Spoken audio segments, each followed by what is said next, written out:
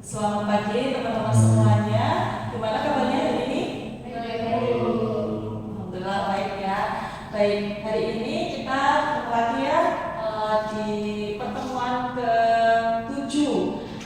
Yang selanjutnya nanti minggu depan kita akan melakukan UTS. Nah, hari ini kita akan belajar terkait dengan Cost Utility Analysis atau CUA. Dan teman-teman semuanya, untuk memulai pembelajaran hari ini, mari kita berdoa menurut kepercayaan dan agama masing-masing. Berdoa dimulai. Berdoa selesai. Baik, teman-teman. Nah, ini kemarin kita sudah belajar terkait dengan metode evaluasi ekonomi kesehatan. Jadi teman-teman semuanya, ada yang masih ingat metode evaluasi ekonomi kesehatan itu apa aja? Ya, siapa namanya? Desrina. Baik, Desrina. Coba. Biasanya ada minimization analysis, cost benefit analysis, cost effectiveness analysis. Baik, masih ingat ya Mbak terkait pembelajaran kita kemarin, yaitu kita sudah belajar terkait dengan cost minimization analysis, ada cost effectiveness analysis, kemudian ada cost benefit analysis. Nah, hari ini kita akan belajar dengan cost utility analysis. Kira-kira dari materi kemarin ada yang ditanyakan lagi nggak sebelum kita lanjut ke materi cost utility? Enggak ya? Oke, baik, terima kasih teman-teman semuanya. Kita lanjut ya. Hari ini kita akan capaian pembelajaran kita, yaitu yang pertama mampu menjelaskan macam-macam metode evaluasi ekonomi kesehatan. Yang kedua yaitu mampu menghitung entah itu CEA, CUA, CPA maupun CFA. Tapi hari ini kita belajarnya terkait dengan CUA.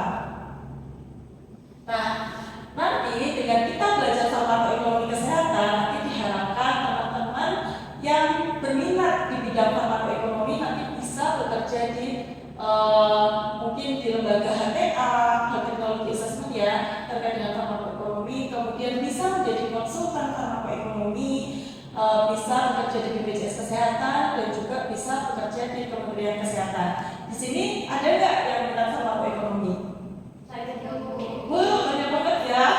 Pada minat semuanya pengen jadi konsultan ya, karena uangnya banyak ya. Oke.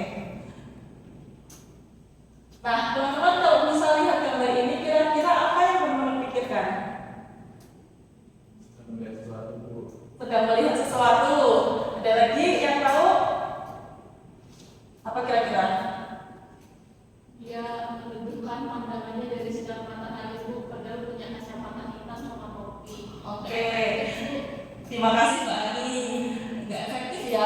Dilihat aja sudah kelihatan ya bahwa orang ini udah menghadap matahari, pakai penutupnya adalah tangan, padahal dia pakai topi dan juga punya kacamata, karena topinya dibalik ke belakang mati ya, seperti itu. Jadi dari gambar ini kita simpulkan bahwa apa yang dilakukan oleh orang ini yaitu kurang efektif karena dia mempunyai modalnya adalah topi dan juga kacamata. Harusnya menggunakan topinya digeser ke depan yang ada penutupnya, kemudian pakai kacamata biar dia tidak perlu menggunakan tangannya seperti itu. Oke, hari ini kita belajar terkait dengan cost utility. Tapi gimana sih untuk menentukan kapan kita menggunakan cost utility analysisnya? Yang pertama kita lihat dulu apakah sudah ada bukti dari efektivitas intervensi dari keduanya. Kalau iya, maka kita lihat apakah efektivitas dari intervensi ini sama. Apabila tidak, maka kita lihat dulu apakah pengeluaran pengobatan ekonominya itu diukur dalam dunia moneter. Apabila tidak, kita lihat lagi apakah diukur melalui quality of life-nya. Apabila iya, maka kita menggunakannya adalah cost utility analysis. Apabila tidak, maka menggunakannya adalah cost effectivitas analisis, seperti itu. Nah, dari diagram ini kita lihat juga dari keduanya apabila belum ada efektivitasnya, maka kita lihatnya adalah analisis biaya. Apabila intervensinya sama, maka menggunakannya adalah cost minimalisasi biaya. Apabila diukur dalam dunia moneter, maka menggunakannya adalah analisis manfaat biaya. Seperti itu ya teman-teman. Dari flowchart ini ada yang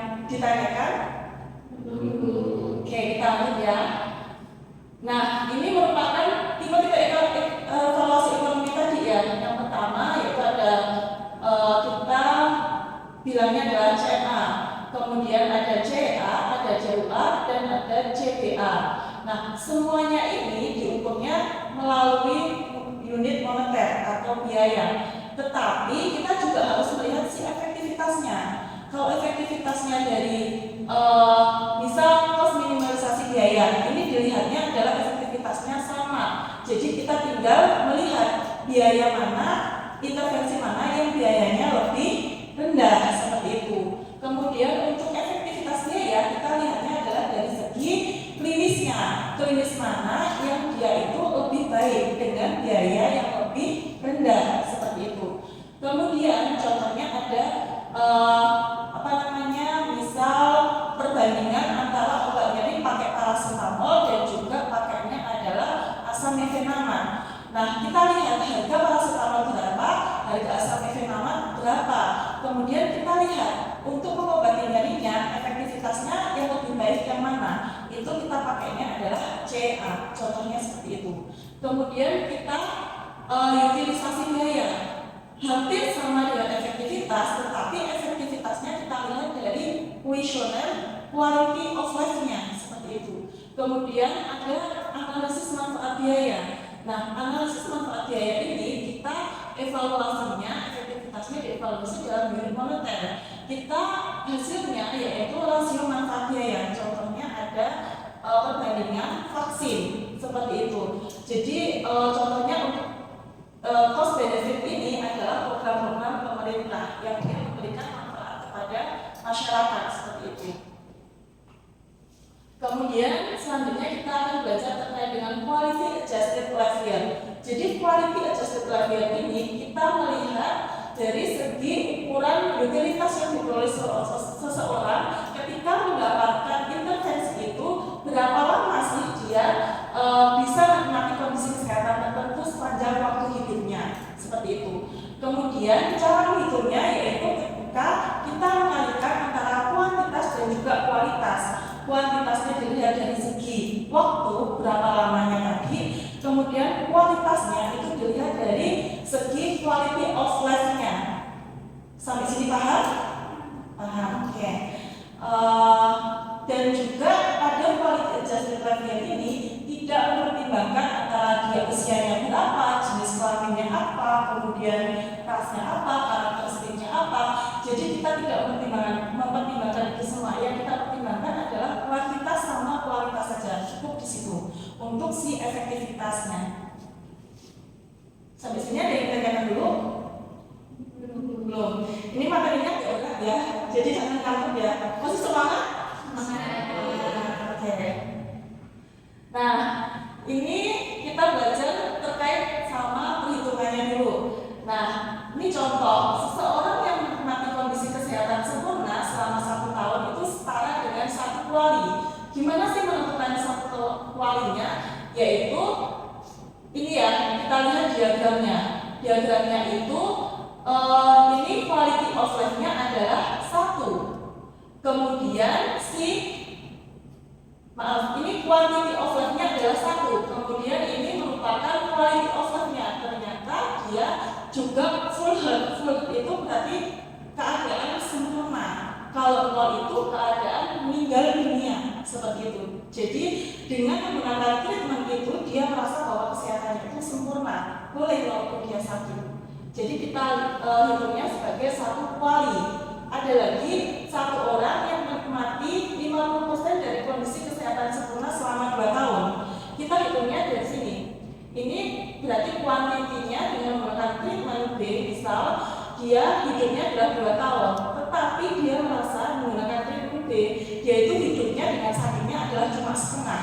Jadi 2 kali 0,5 sama dengan 1 kuali. Jadi antara treatment A dan treatment B itu sama, walaupun dia merasa quality of life-nya itu cuma setengah, sama dengan dia yang menggunakan treatment A dengan quality of life-nya adalah kesehatan sempurna, seperti itu. Sampai sini bisa dipahami? Oke, kita lanjut ya. Nah, dari teman-teman ini ada gambar grafik ya antara treatment A dan treatment B. Kira-kira dari teman-teman semuanya treatment mana yang dia itu lebih baik? Ada yang tahu?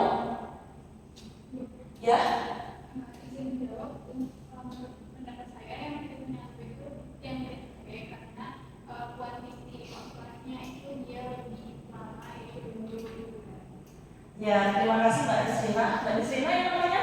Ya benar. Jadi di sini dapat kita lihat bahwa ternyata treatment B itu lebih baik daripada treatment A. Di sini dapat kita lihat ya bahwa di treatment A itu walaupun dia status kesehatannya, quality of life-nya naik turun, ternyata dia itu quality of life-nya itu lebih pendek. Sedangkan treatment B walaupun dia naik turun, ternyata quality of life-nya itu lebih panjang. Seperti itu. Jadi kan quantity dikali quality ya. Nah, itu berarti treatment B ini yang lebih bagus. Oke. Nah, kita belajar lagi terkait dengan utilitas atau utility. Nah, biasanya utility ini digunakan oleh para ekonom baik itu kesehatan maupun sosial untuk menyatakan tingkat kepuasan yang diperoleh seorang konsumen dari mengkonsumsi barang atau jasa. Barang atau jasa pada kesehatan adalah apa? Ya, pengobatan seperti itu. Jadi dari Holstein utility diperoleh seseorang dari berada dalam status kesehatan tertentu, dilihat luaran kesehatannya seperti apa. Oke teman-teman, karena waktunya hampir habis ya, makanya hari ini saya menjelaskannya agak dipercepat. Jadi teman-teman agak berpikir berat ya, ini nggak apa-apa ya. Baik, oke. Karena kemarin-kemarin kan sudah sempat disinggung ya terkait dengan efektivitas biaya. Ini prinsipnya hampir sama dengan efektivitas biaya. Oke, jadi diukurnya pada skala intervalitas 0 itu menunjukkan adalah kematian, sedangkan 1 itu menunjukkan kesehatan sempurna seperti itu. Nah, makanya gunakannya untuk kualitas hidup dengan memperhitungkan quality adjusted life year-nya atau kualinya. Nah, bagaimana sih cara menghitung si quality of life-nya? Kita gunakannya adalah kuesioner. Kuesionernya menggunakannya adalah EQ5D5L yang kita gunakan sekarang. Kalau dulu namanya ada EQ5D3L. Karena sekarang berkembang jadinya pakai 5 dimensi 5 level. Seperti itu ya teman-teman. Baik. Nah, di Indonesia kita bersyukurnya sudah ada yang melakukan validasi. Jadi teman-teman kalau misal mau penelitian kan secara diskresi ya, itu bisa banget menggunakan EQ5D5L di Indonesia yang sudah divalidasi. Jadi teman-teman tinggal mensitasi saja, nggak perlu melakukan validasi ulang, tinggal nanti melakukan perizinan ke Europol-nya seperti itu. Nah, ini ya, tadi yang saya sampaikan bahwa dari quali itu nanti kita bisa menghitung ICER. ICER itu namanya adalah incremental cost effectiveness ratio. Jadi kalau cost efektivitas biaya itu kan kita menghitungnya dari biaya per efektivitas. Kalau kita berbicara dengan utilitas, kita bicaranya adalah efektivitasnya gimana? Biaya per utility. Utility-nya adalah quality of life-nya. Baik, ini teman-teman bisa belajar ya terkait dengan bahwa good health itu misalnya adalah 1, kemudian moderate health itu 0,8, kemudian poor health-nya dia 0,5. Nah, kita akan menghitung terkait dengan life year-nya. Jadi pada tahun pertama berapa, tahun kedua berapa, tahun ketiga berapa. Nanti dihitungnya adalah caranya adalah mengalikan antara si quality dikali dengan quantity. Itu adalah 2,3 kuali. Seperti itu. Nanti teman-teman bisa mempelajari lebih dalam ya. Nanti untuk PPT-nya saya upload di LDU seperti itu. Nah, ini contoh-contoh penelitian yang saya lalui. Saya juga berkonsentrasi di health related quality of life. Seperti itu teman-teman. Nanti bisa diakses melalui buku sekolah ya. Kemudian ini merupakan buku yang saya gunakan sebagai panduan pembelajaran hari ini. Nanti teman-teman bisa dilihat juga di LDO, sudah saya upload juga. Nah, ini tugasnya nanti bisa dikerjakan ya teman-teman. Hari ini silahkan mengeluarkan kertas, kemudian saya beri waktu 5 menit untuk mengerjakan ya teman-teman. Nah, nanti dikumpulkan, kemudian nanti akan saya feedback sebelum kita melakukan UTS seperti itu. Nah, mungkin ini sebagai renungan kita ya.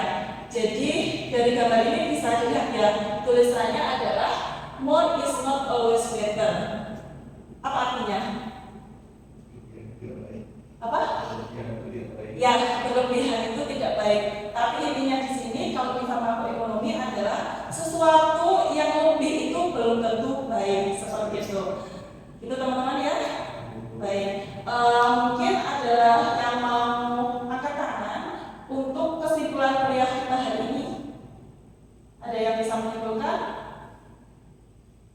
Ya, Mbak Windy? Ya, saya ingin menunjukkan sedikit ya Bu, bagian dari pembelajaran hari ini kita fokusnya ke utility. Itu sebenarnya sebelumnya kita sudah belajar terkait benefits, terus minimization, dan sebagainya. Nah hari ini fokusnya ke utility-nya tadi, gitu Bu. Ya, terima kasih banyak Mbak Windy. Jadi kita hari ini belajar terkait cost utility yang intinya adalah efektivitasnya kita ukur dari quality of life-nya, seperti itu ya teman-teman. Baik, teman-teman juga bisa melakukan reminder saya bagaimana sih pembelajaran hari ini, bisa di scan barcode-nya untuk evaluasi selanjutnya. Terima kasih. Mungkin dari saya cukup sekian. Wassalamualaikum warahmatullahi wabarakatuh.